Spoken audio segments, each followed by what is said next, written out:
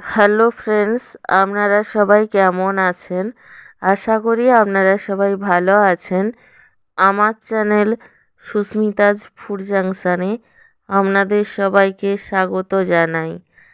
আজ আমি আপনাদের সাথে শেয়ার করব আরও একটি নতুন রেসিপি, আর সেটি হলো চিকনি শাক দিয়ে মুসুরির ডাল। আশা করি এই রেসিপিটি আপনাদের ভালো লাগবে। যদি রেসিপিটি ভালো লাগে তবে বাড়িতে অবশ্যই ট্রাই করবেন এবং আমার চ্যানেলটি সাবস্ক্রাইব করে পাশে থাকবেন।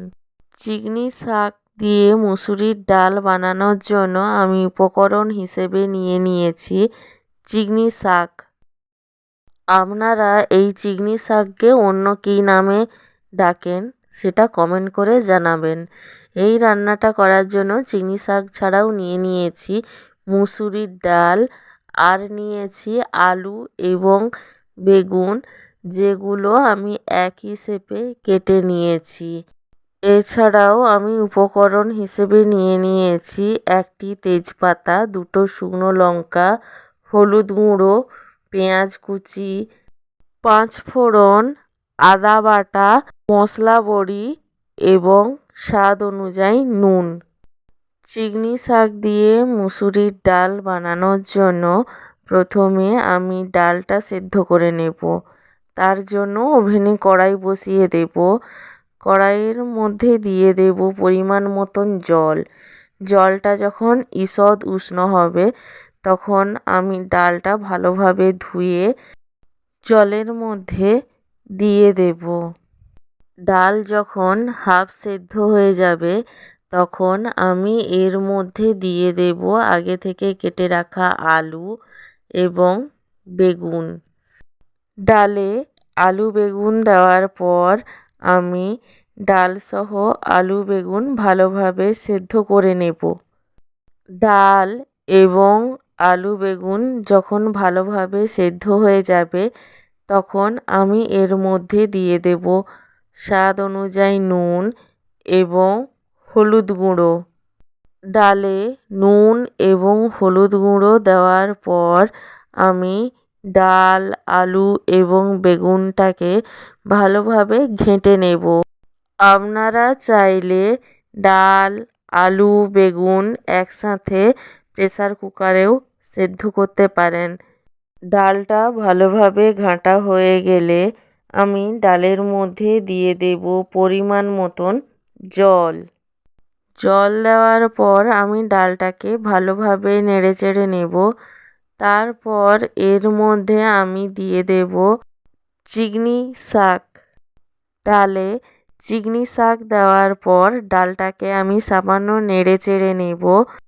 তারপর আমি ডালটাকে নামিয়ে নেব। ডালে চিকনি শাক দেওয়ার পর আমি শাকটাকে বেশিক্ষণ সেদ্ধ করব না, তাতে ডাল টক হয়ে যাওয়ার সম্ভাবনা থাকে। ডালটা নামিয়ে নেওয়ার পর আমি ওভেনে আবারও কড়াই বসিয়ে দেব এবং কড়াইয়ের মধ্যে দিয়ে দেব সরষের তেল। তেল গরম হলে আমি যে মশলা বড়িগুলো নিয়েছিলাম সেগুলো ভেঙে তেলের মধ্যে দিয়ে দেব এবং বড়িগুলোকে ভেজে নেব। বড়িগুলো লাল করে ভাজা হয়ে গেলে আমি একটি পাত্রে বড়িগুলোকে তুলে নেব। বড়িগুলো ভেজে তুলে নেওয়ার পর আমি ডালে ফোড়ন দেব। তার জন্য বড়ি ভাজার তেলেই আমি আরেকটু তেল দিয়ে দেব। তেল দেওয়ার পর আমি তেলের মধ্যে দিয়ে দেব শুকনো লঙ্কা এবং তেজপাতা।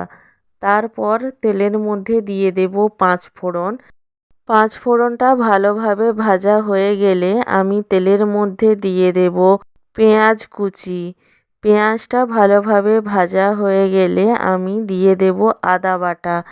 আদা বাটা ভালোভাবে কষানো হয়ে গেলে আমি এর মধ্যে দিয়ে দেব কিছুটা ভাজা বড়ি। ভাজা বড়ি দেওয়ার পর আমি মশলাটাকে সামান্য নেড়েচেড়ে নেব। তারপর এর মধ্যে আমি ডালটা ঢেলে দেব। এরপর ডালটাকে আমি 2-3 মিনিট ফুটিয়ে নামিয়ে নেব। ডালটা নামিয়ে নেওয়ার পর আমি ওপর থেকে কিছুটা বড়ি ভাজা ছড়িয়ে দেব। ব্যাস, আমার চিংড়ি শাক দিয়ে মুসুরির ডাল কমপ্লিট। এটা আমি গরম গরম ভাতের সাথে পরিবেশন করব।